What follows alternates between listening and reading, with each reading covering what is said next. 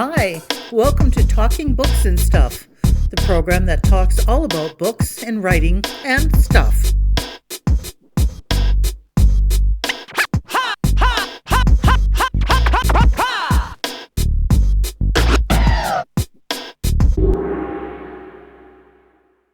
Here's your host, Dennis Rimmer. Welcome back to Talking Books and Writing and Stuff, and today we're talking about a successful book writer, the award-winning Joann Keder, talking to us from the Vancouver, Washington area. So, Joann, how'd you get to Vancouver, Washington? Because apparently you started out in Nebraska, right?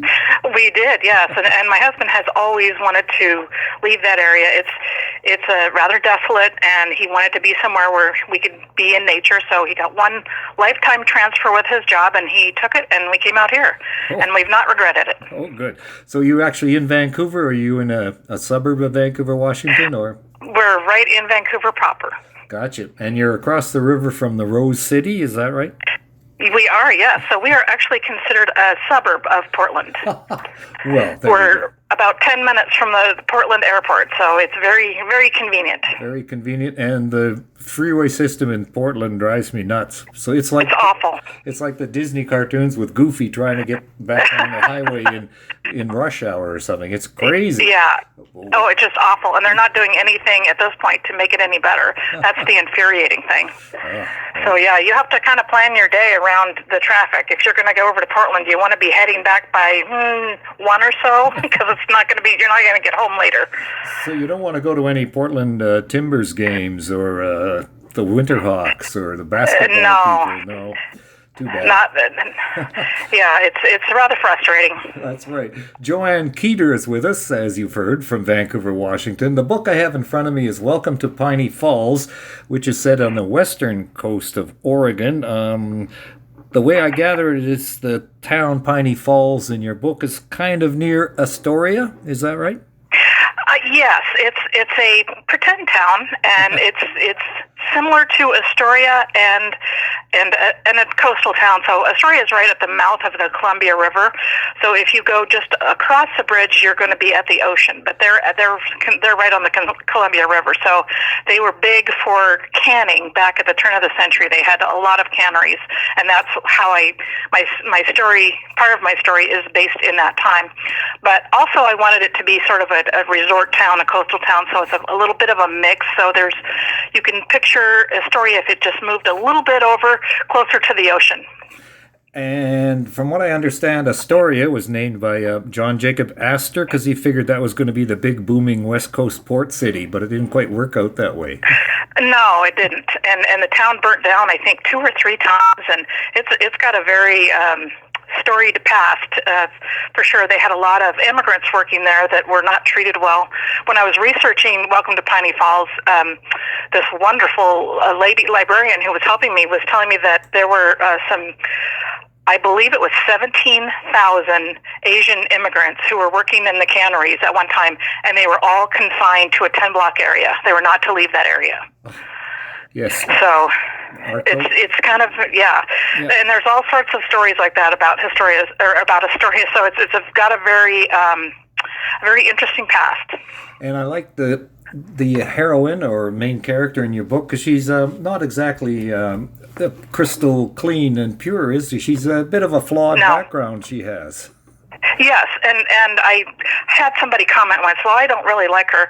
I didn't want you to like her at first, but I want you to see her evolution because she does change. Right. And by the time we get to the end of that book, even when we go down more books, you'll see that she's becoming a better person. And I think, isn't that what we all kind of aspire to do, is to change for the better as we go through our lives, because we're all flawed.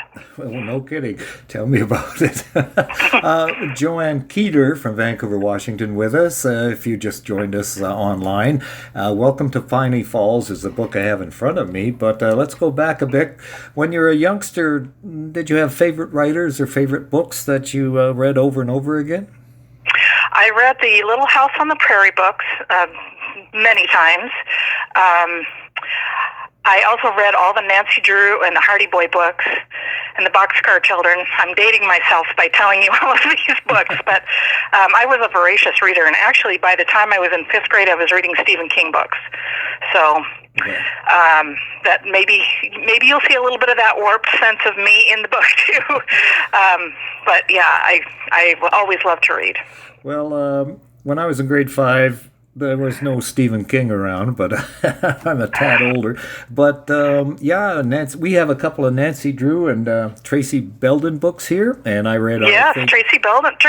I remember Belden, that's right. And I read almost every Hardy Boy book as soon as they came out, and of course, Chip Hilton and all sorts of stuff. Lots of Agatha Christie as well when I was a kid. So.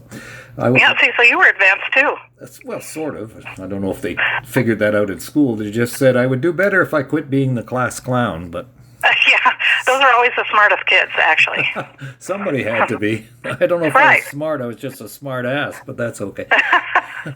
So tell us about your writing career, because Welcome to Piney Falls is not your first rodeo. No. So actually, I have kind of spent my life telling myself I'm not a writer. I decided early on that. Well, let me back up even further.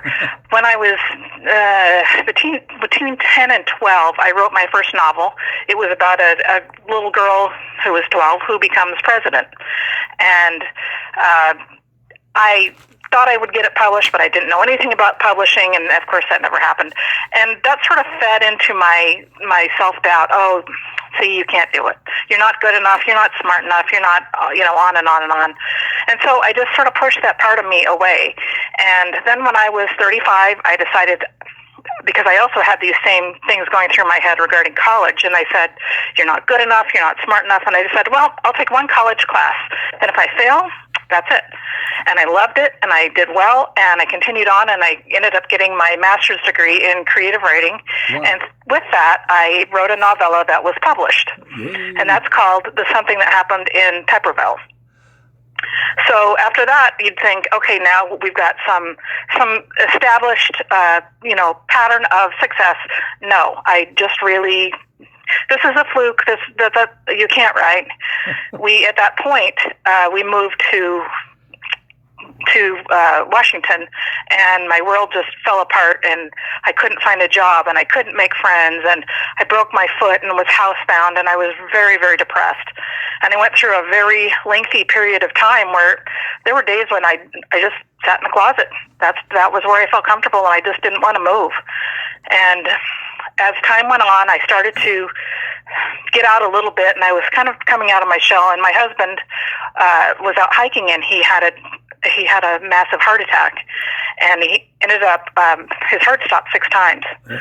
So they had him in the hospital. He was on all these machines, right. And I'm sitting at his bedside, and all of a sudden it occurs to me, well, if I'm not going to be a writer right now, then when am I going to do it? I don't have any guarantees that anything's going to happen later on, that I'm going to have this great epiphany in 10 years and write the next Gone with the Wind, and I might be dead tomorrow. So yep.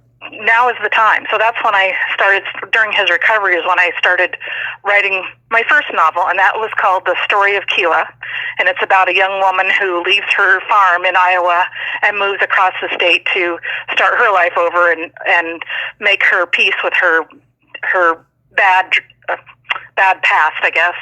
And I told myself, okay, one book, that's it, then you're done. And this time, whatever I had awakened inside me said, no, you are a writer, and this is your path. And if you don't take this opportunity right now, it could be gone. So I have not looked back since. I'm getting ready to publish my 9th novel the 1st of December, and I plan to keep going until I can't go anymore. Can't do it anymore. That's great. That's a wonderful story. Speaking of Nebraska, did you have a farm type background back there, or are you just in a city or town? My husband grew up on a farm, and actually they didn't even have indoor plumbing until he was, I guess they did when he was a baby, but they didn't have, I can't think of what I'm trying to say. Anyway, it was a very, very rustic background for him, but I grew up in a very, very small town, and that is reflected in all of my work because every story I write takes place in a small town, and there's so many quirky little habits of people who live in small towns that people who live in cities don't understand. And I'm trying to convey that in the most honest way I can possible. They are well-intentioned, but a lot of times they're just really off the mark. Well, our town is 500 people, so... Oh, okay. You know then. Yeah, sort of. My wife's on town council, so yeah, we get the full brunt of everything. And yeah, and you know everything about everybody before they even know it sometimes. Pretty much. And of course, my background, family farm near here was in the early 50s. I was there for a few years. We had the little outhouse on the prairie, so... There you go. There you go. Functional. Now, your publisher, who's your current publisher? Tell us about that. So my first book my novella was traditionally published, and because I was going with this theme of I don't know how much time I have and I need to make the most of it, I decided to self-publish when I started writing novels. And the more that I've gotten into it, the more I've discovered it's really the up-and-coming way to put a book out, because you keep a lot more of the profit. You have a lot more say-so you have all the say-so in the editing and the creative end of it and the covers. So it's really, for me, it's the right avenue. That's right. So any tips, things you've learned along the way, sort of hard lessons you learned as a self-publisher? Oh my goodness. I could write a book on my hard lessons because if there's a way to do it wrong, I've found it. Yeah. But I guess I would just say do a lot of research before you start. Find a niche market and write to that if you can. Romance is a very big umbrella, and there's all sorts of tiny little niche markets within romance. For example, a great area for somebody is in self-publishing because those people tend to be voracious readers. So I'm just going to say, do your research, and I'm always glad to answer questions if people have them and give them as much help as I can. And what is your daily writing routine, or do you have a set schedule, or are you kind of all over the place? Oh, I do, yes. Okay. So I generally start writing about 12:30 or 1, and I write till 5 or 6, and then I take a break for dinner, and then I oftentimes will do my marketing in the evening. And I try to be done with everything by 8 or so, because if I don't, my brain just won't quit, and I don't sleep. Uh-huh. I know, right. So you don't have time to watch Jeopardy in there? Oh, we do watch like an hour of shows, so while we're eating dinner. So yes, I'm watching something every night. Oh, good. You have a website. Tell us about your website, please. My website is www.joannkeder.com. So that's JOANNKEDER.com. It has all of my books on there. It's got blog posts from a few years ago at hopefully funny memories of growing up and being awkward. And I hope you will get a chuckle out of those too. But also you can see all of my books and all my series and the awards that the books have won. And I just want it. My website is designed to make you happy, and I hope that's what it does. I hope so too, and it does. I'm looking at it right now. You got Welcome to Piney Falls up there, Franny Bell and Purple Wonder.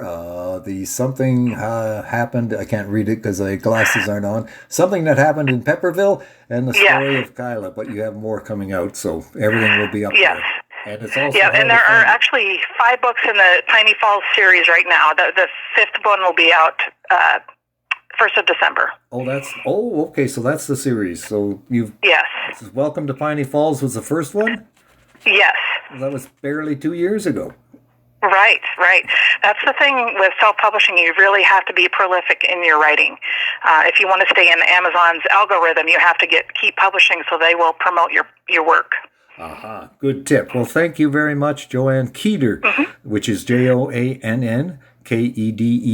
If you want to look up her website, Joann Keder. Thanks for your conversation. It was wonderful.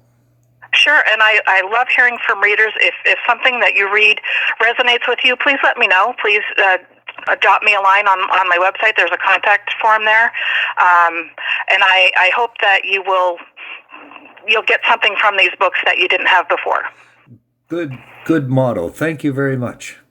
Thank you. I really appreciate your time. Thank you for visiting with us today. This is Talking Books and Stuff with Dennis Rimmer. Contact him at dennis@talkingbooks.tk. Thank you, and may all the good news be yours. Oh, and don't forget to check out his book, The Great Canadian Notebook, available across Canada and at amazon.ca.